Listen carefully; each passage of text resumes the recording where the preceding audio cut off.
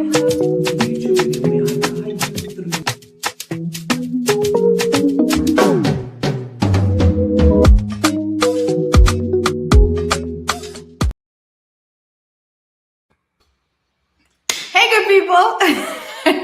to Lunch and Learn. Nyaki edited the intro and it caught me off guard. You thought it was going to go for longer, I know. You thought it was going to go for longer or have like some crossfade. I was like, nope, finish, start now. Time now, let's go. No more long stories. Wow. I don't think I'm the only one who's going to be caught off guard. I think everybody else is going to be like, oh. Everyone is going to be happy. Don't worry. We had time to make tea. Okay. Exactly. And it's supposed to, and then it's short. No. Just continue. Even start. Who are we having today for Lunch and Learn? Hey everybody, welcome to Lunch and Learn. We're so excited to have you with us. Lunch and Learn is a quick lunchtime conversation that we have with an entrepreneur who's going to be teaching us something about the entrepreneurial life, as well as building a business in a specific sector or in a specific way. And today's conversation is so interesting. And it's one of Nyaki's favorite things because Nyaki always says, I'm a builder. Always. So as soon as we have somebody who is working in the built environment, she gets very excited because understanding that world as a woman is something that is a unique experience. And I have a lot of respect for women who are in the built environment and construction and anything that has to do with dirt and rubble. I'm just like, well done, guys. Well done. And working outside. Don't forget working outside. Work all sorts of, I just said outside. Dirt, rubble, everything that has to do with working. Your office is outside. If you're lucky, your office is a container, bro. You don't know that life. You corporate girlies with your elevators and your chai lattes. Farming and mining, girl. That's what my family does. That's all we know what it's like to be a real dirt worker. And rubble. Dirt and the outside and the sun and facing the elements is literally just, it's a lot, guys. But the conversation that we want to have with today's guest is actually about getting into a business that was running before you came along, whether it is inheriting it from, taking over your family shop or store or business, marrying into a business and now you have a family business, or buying into a business and running it as your own. I mean, there's a whole lot of dynamics that come along with that, not just the paperwork, but there were ways of working. There were customers before. There are employees. The company was running before you came along, and now you're coming, and you want to take over. How is that experience? So it's twofold. She's in the built environment as well as taking over a company that was there before, that has an amazing name before that. So, ladies and the few gentlemen who are hiding in the background during Lunch and Learn, I'd like to introduce you to our Lunch and Learn guest for today. Volente Bartman is the owner of Johndore Flooring, a Gauteng-based business specializing in the supply and installation of flooring solutions. As a woman in construction, she is passionate about building more than beautiful floors. She is committed to building strong teams, developing skills, creating opportunities, and growing a sustainable business. Volente is currently part of the SAB Foundation Enterprise Program, where she is focused on rebuilding and scaling Johndore Flooring. Her work is grounded in reinvesting in people, partnerships, and long-term growth, both on-site and beyond. We are so excited. The Lunch and Learn stage, Volente! And the crowd goes wild! Oh, wow. Guys, we did not coordinate our colors. However, yeah, no. Oh, wow. That's amazing. Wow. Yeah, no, I did get the memo. I did get it. It's nicely coordinated because Nyaki and I in stripes. Yes. Come with like pattern in the middle. It just makes so much sense. Volente, saying thank you so much for making time to have a conversation with us. Thank you for having me. This is such a good conversation for us to have because it's twofold, right? You're in, I'm not a fan of like the whole male-dominated world conversation because it's just like, but you're doing it. But it really, really is. You're doing it. Like you are within, you are running it. You're a boss within that environment. Do you still have those conversations quite a lot with people? I do, because you know what, it's very sensitive because you wouldn't want to go to a woman for technical things like building and talking about construction and stuff, because what would they know? Like, you should be somewhere. There are still people that have those thoughts about women, and unfortunately, we are here. We have arrived. We want to be part of every sector, every industry. We can do it. We have told ourselves this, so we must just do it. And then you find yourself doing it, and you get certain things that are really just a guy's thing to do, like heavy lifting and stuff. And then they're like, "Yeah, you wanted to, so go ahead, do it." And you end up doing it. You just have to do it. Yeah, you do, and you really are doing it. And what I really love about what you're doing is you bought into a business that is a known brand within flooring. John Yes, Doe is a recognizable brand. You know the yes, logo. I remember the first time we spoke to you, I was like, I yes, just saw that brand yes, the other day. yes.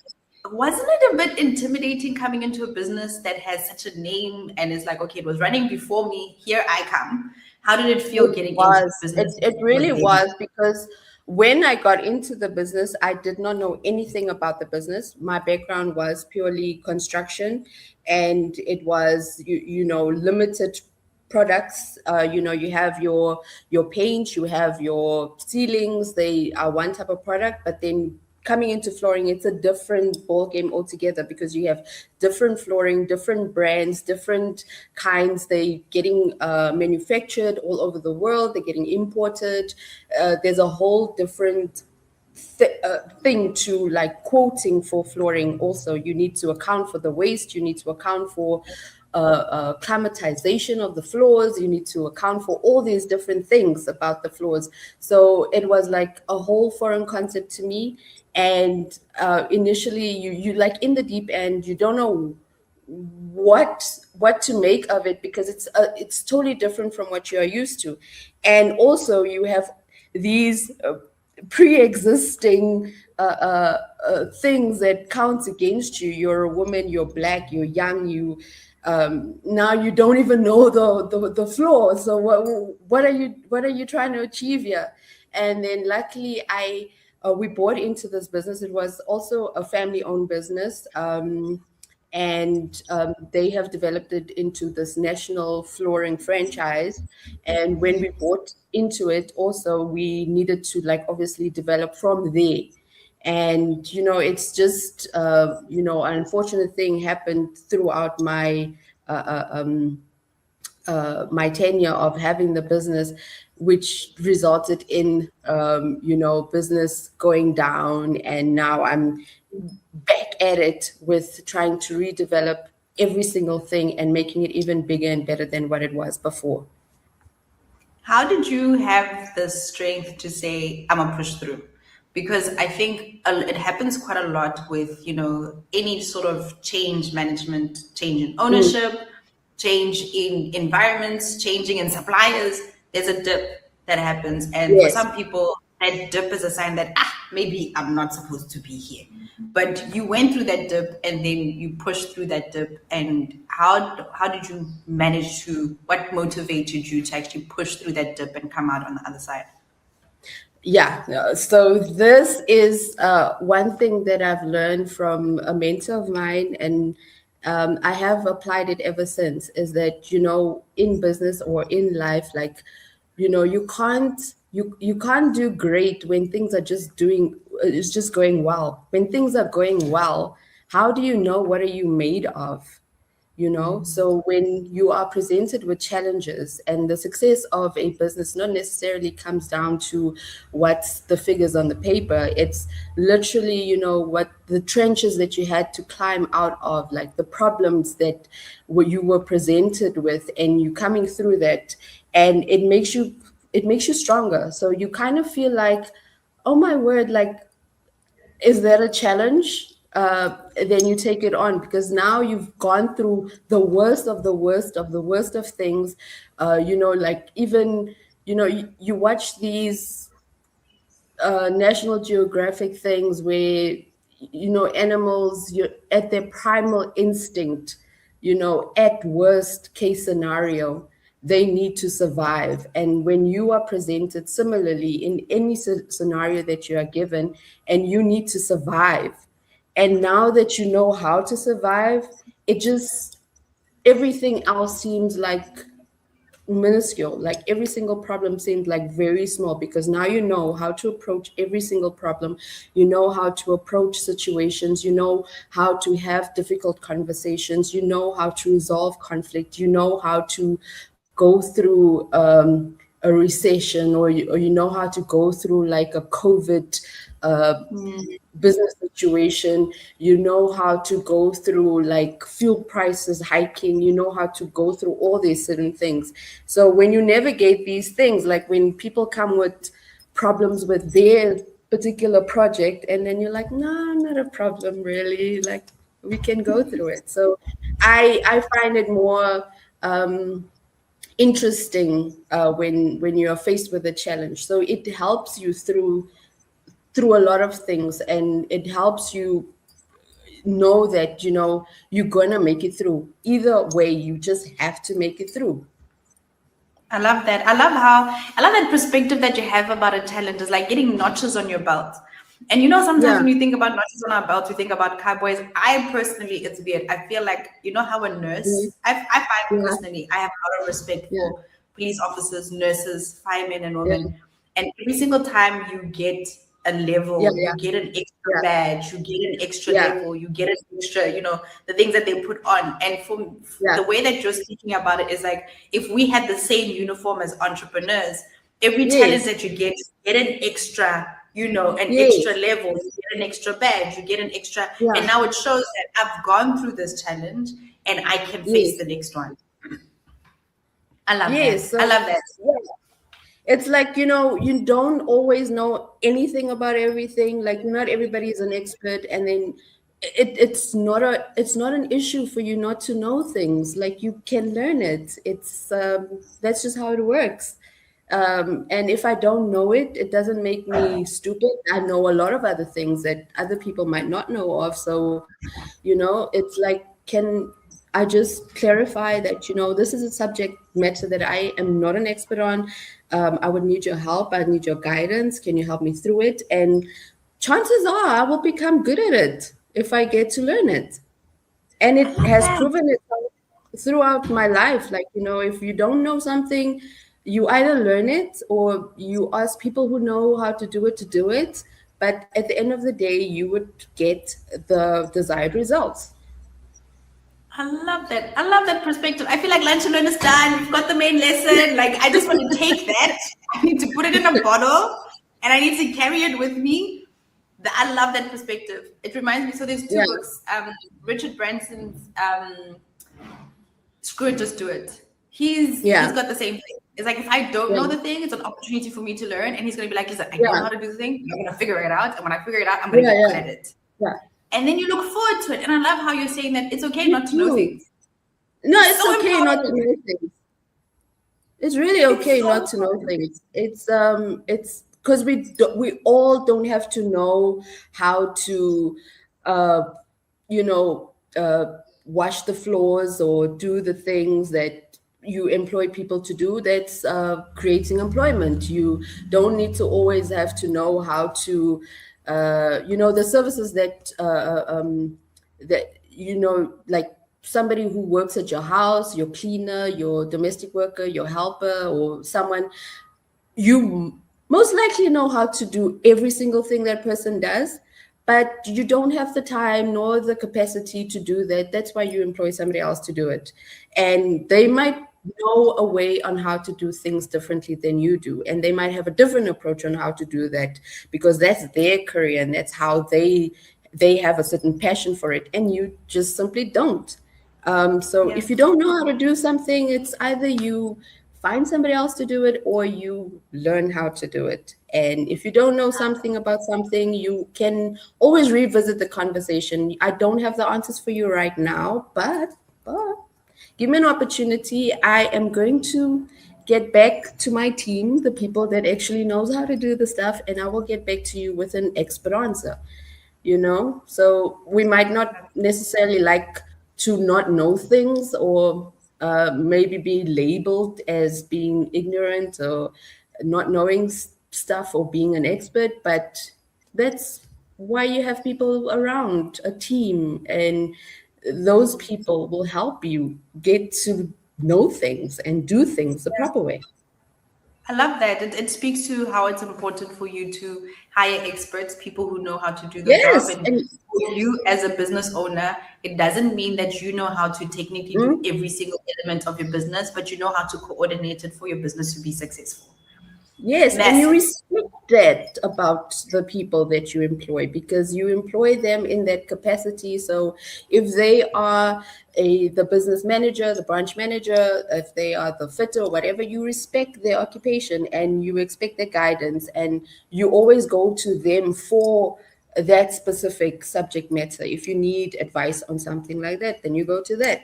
And I mean, that speaks to, if you wear different hats in a business, sometimes you might be the accountant and the receptionist and you will find so much joy when you finally have the capacity to employ somebody in that position, because you know what it takes, from you, the time it takes. So you have to, that's why I respect every single one. There's no one that is beyond or below, because what they do brings value to the collective. So it's not just the person who stands at the gate, opens the gate and whatever. If that person is not there, you lack that sort of experience there.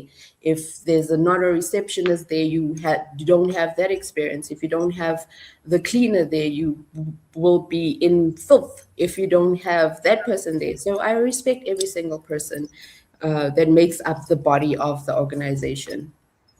That's so good. And I think also coming into a business that you buy, you might come into it thinking that you're going to change everything and shift everything around. But when you respect the people who are in the positions No, that you found them in, you found no. somebody who was in Yes, reception, they know something about the business that you don't.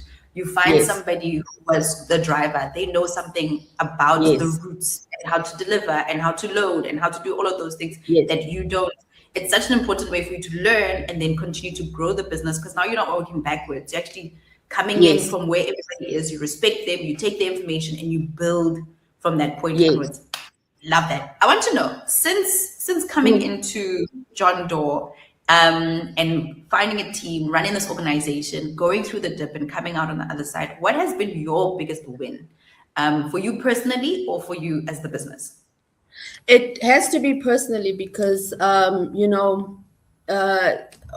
monetary wise, like you would have like your big projects, it's running in the millions, you have like small projects and all that. So for me, it has to be the personal development coming out of that experience, because I had to relearn certain things. I had to relearn, just because people say they are going to be there for you, or people support you, they can support you one day and they can not support you the next day. People have the right and sometimes the privilege to change their minds. And just because we might have an agreements change, people fall away. Um, so just because the landscape of the business looks like this today, it might change tomorrow depending on the weather that it was subjected to. And we have been subjected to the stormiest of weathers, where relationships were broken, where people change dependent on how you best serve them, or how you can help them, or how you can support them. So those things has to be the biggest thing that I have learned, that what, in this life and in business, you should only rely on yourself as a person, and you can only extend yourself to the extent that you are able to go to, because I've broken my back for my business. I have indebted myself for my business. I have done the extreme for the business, and some of it has paid off, and some of it doesn't, you know. So I have learned that, you know, when you lose yourself, lost everything. And Yeah. when you gain when you've gained knowledge and gain perspective and gain when you have literally come into yourself, you know, when people say you need to find yourself and you need to do Yeah. this, when you anchor yourself and you say, okay, this is what I choose to do, this is what I'm doing, and we are doing this irrespective, you know, that is basically what I have learned to find myself. That's so good. That's so good. You know, the funny thing is there's so many entrepreneurs and mentors that I have learned from who have this moment. They're like, the moment I realize this, and it's a lot of coming to self moments. Yeah, It's one of my, you know, there's an F bomb, but he's like, as soon as I realized, as soon as the day that I stopped giving an F was the day I started to yeah, succeed. yeah, As soon as I stopped giving an F about what people thought about me, oh my gosh, my business changed. Whereas another person would yes, say, the moment I anchored my identity and I yes, realized that I have an identity and I can decide on my identity and I anchored yeah. my identity, oh my word, I took off. Yeah, no, I Other think people, Yeah, no, I yeah, think, you know, it's very difficult to explain it without sounding very selfish, without sounding very, uh, you know, without not saying the right thing. But it is anchored within yourself when you stop pleasing people, when you stop yeah, pretending to be something that you are not, when you stop feeding into those projections, then you, then you start to understand, okay, so this is what I'm doing, because we are in business to make money, we are in business to make profits. That is what business is about. And you know, when you stop servicing all those other things, it's taking up so much time from you. And you know, because you have this whole thing about developing a business, is that once you stop working in the business and start working on the business, that's when, you know, your business is prospering. But like, I've been doing work in the business, I've just been in the business doing everything, you know, like extinguishing fires and you know, making people happy, making sure that, you know, people don't leave or don't do this or don't do that. And then when you start working on the business and start building systems around it, so, on the business, then you start developing the business, because now you also need to understand that this business is also an entity. You and the business are two separate things. You know, I'm only starting to re-stabilizing in terms of those important things, that, you know, a business should be paying the business owner, you know, in order to, because that is employee number one, you know. Because if you can't pay yourself, like, how are you yeah, going to respect or pay everybody else? How are you going to do anything if you don't take care of yourself? How can you pour from an empty cup, basically, you know? So you need to be okay, physically, mentally, emotionally, in order to service this business, in order to service the employees, in order to service your customers, in order to be present. Yeah, so myself, getting back to myself. so that lesson is such a huge one, and I don't know if you can make someone learn it, or it has to be a life experience. It has to be something that clicks from the inside, that actually, you know what, I'm running a Yeah, business, I need to, you yeah, know, and investing in yourself. You know, I've gotten so many things from you. I've gotten this a huge lesson on investing in yourself, knowing yourself, and working on yourself, because a business can only grow as much as the owner is willing to grow.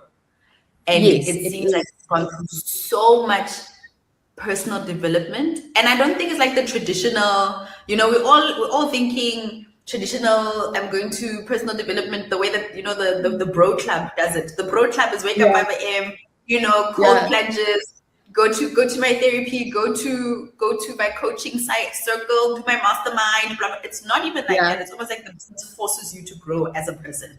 And then you Yes. decided that I'm actually going to grow. So what would you say your biggest lesson has been?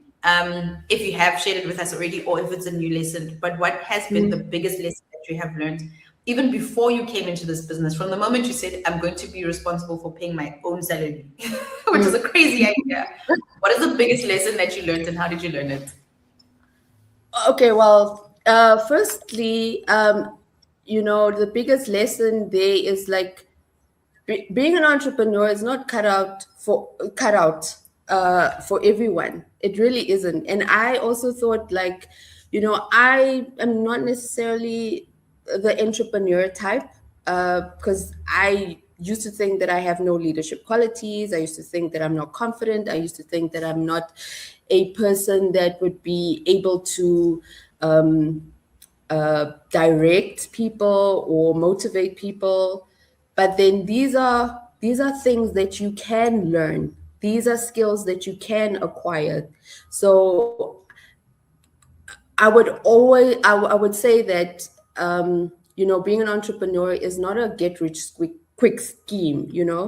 It's not something that you just pick up because corporate life is not working out, because the small business thing is not working out, so I want to try something big and new. It is definitely something that you would need to think about, because your whole entire life is going to change. You cannot think with the whole programming of being an employee. You cannot think on the whole programming of being comfortable in your life, in your ways. Things are going to change, and you need to also be very, very open-minded about these things. That's why being an entrepreneur is not something that I would advise someone to just take on without having understood that if, because it's not necessarily an if, it's when. At times it's a when. You don't have that comfort of a salary.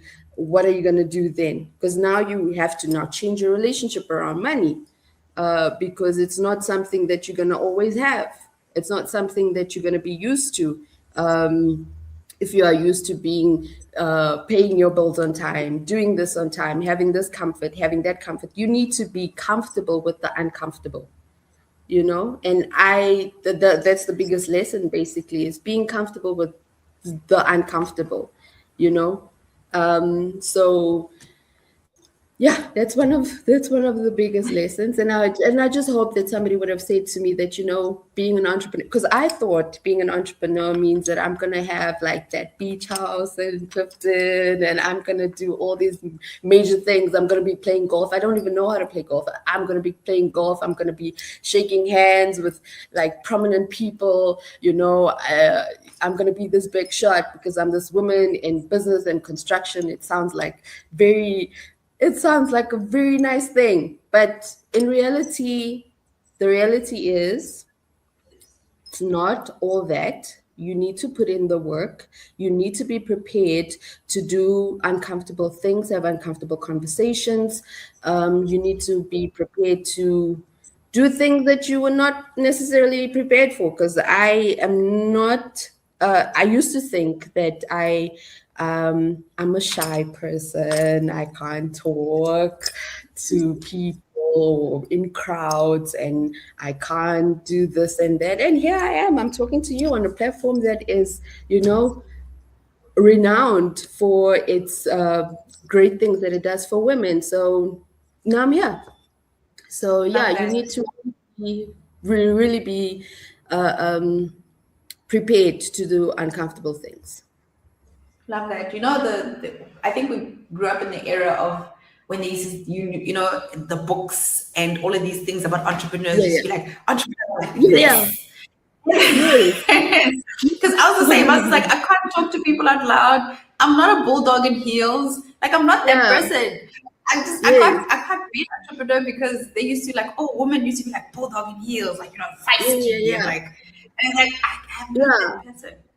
So Yeah, maybe no, it's and not it for me. and it really does it really does something to you psychologically, is because you are sold this idea of what a business owner is like. They should be like this, and they should be tough, and they should be able to do that. And I'm not all that. I'm not that, but I command certain decorum, and I because I respect the next person, and I also um, they also need to respect me, and I also like, I don't have to necessarily be the loudest to have my voice heard, and I don't necessarily have to be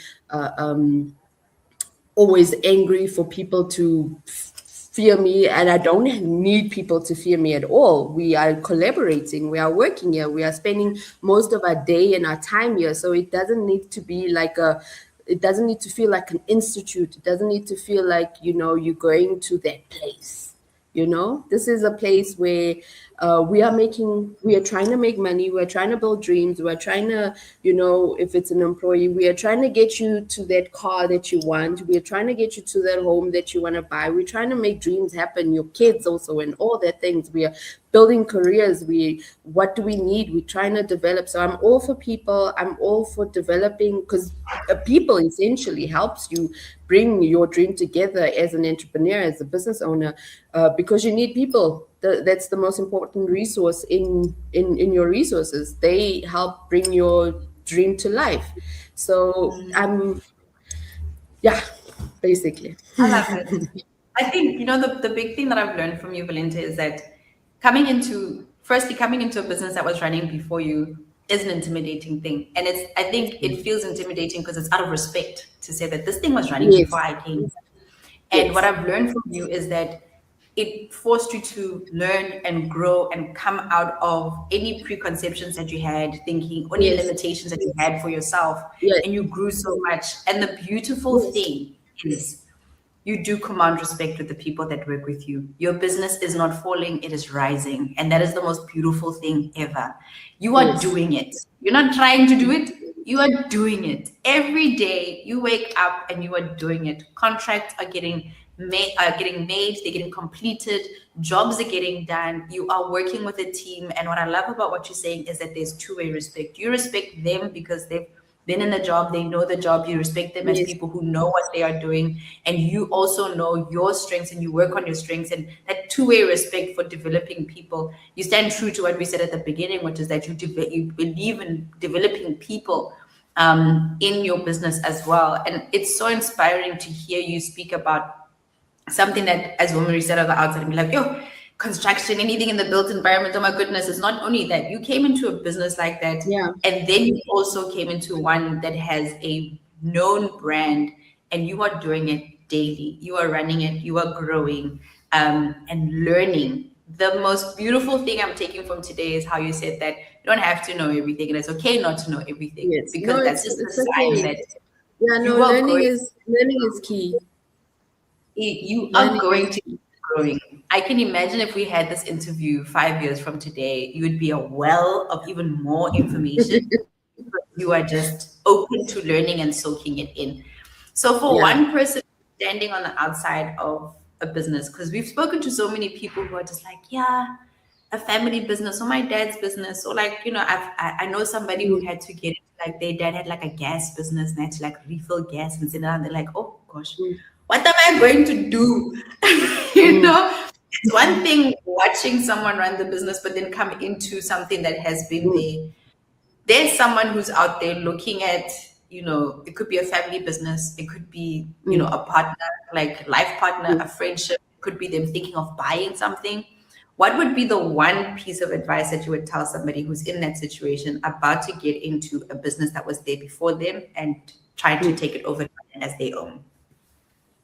Okay, so from my experience, obviously I came into the business. I had to learn the business from the people that has been in the business, and if it is a family business, you most probably grew up learning the business. So also, when you take over a business, your own identity and what you plan to do with the business is going to come into play. So there is definitely going to be changes, because I also came into the business, and then as a result of things that had happened, business failed basically, and then now I had to now rebuild the business, but has it's now into my own identity in what I envision for the business to come into. The previous owners and the people that created this business had their own dream and vision, and it has gone up to when they sold the business. It was a asset that they sold, which meant that the business was doing great. So you also want to build the business into an asset that can be sold, that can live long, that has a legacy beyond. God forbid you pass away, that your family can take on, that somebody can take on, that can be sold. So the biggest thing is, yes, it had its previous owners. Yes, it lived up until the time that you have taken over, and for you to now grow and develop the business, you need to understand what are those goals, what are those values. Do you still go by the values that was there by the predecessors? Are you going to redevelop it? What are the goals that you have for this business? What do you foresee for this business? So you need to now decide what it is that you want to do with this business. It's not just good and great to just take over a business and run it as it has done before. It is, you have to ask yourself those questions. Do you want to run it in that similar fashion? What do you see for the business going forward? Do you want this business to just be where it is, or do you want to grow it to something else? And you need to make work of that. That's the only thing that you can do. And people should not just inherit businesses to just be like some form of comfort to get money in. They should now do the work in it and do what they want for their business. If you're an accountant getting into a business that is not necessarily something in your vocation, you should learn and grow and develop the business into something that will help you develop your own career and your own personal aspirations, because I also didn't grow up thinking that I want to be I want to be in flooring, I want to be in construction or something like that. I didn't want to do that. I think, the appeal of tenders back in the day was a nice thing. You wanted to get into it because you want to have like these big tenders that comes into play, but not necessarily that is a career that you want to build for yourself. So people need to also develop themselves personally. You can't have a passion diminished by the fact that you're now going into a business that has got absolutely nothing to do about what you've studied at school or what you wanted to do.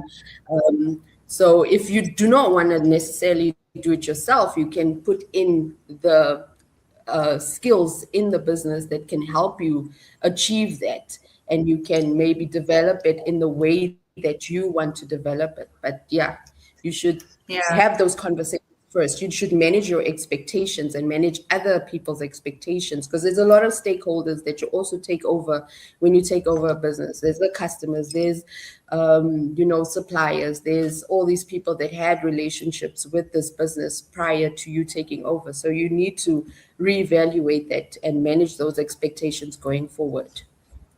Love that. I think the big thing is you need to have your own vision when you come into the business. It was a vision that people had before. Now you need to come in with a vision and what you want to build for that vision. Volente, I am so happy about this conversation. I always take like one little thing. I'm just like, every conversation like plants a seed for something, and I think you've planted multiple seeds from this conversation, from learning and growing as a person and as an entrepreneur, and the personal development that you have to go through. But my favorite line, you don't need to know everything, and it's okay. It is okay. It's an opportunity to learn. Yes. I love it. I love it. Thank you so much for the opportunity. I hope that I have imparted like a little bit of nuggets here and there that is helpful to who's ever is watching. And yeah, no, I'll definitely be looking forward to other segments that I can also learn from, because I'm also on a learning journey.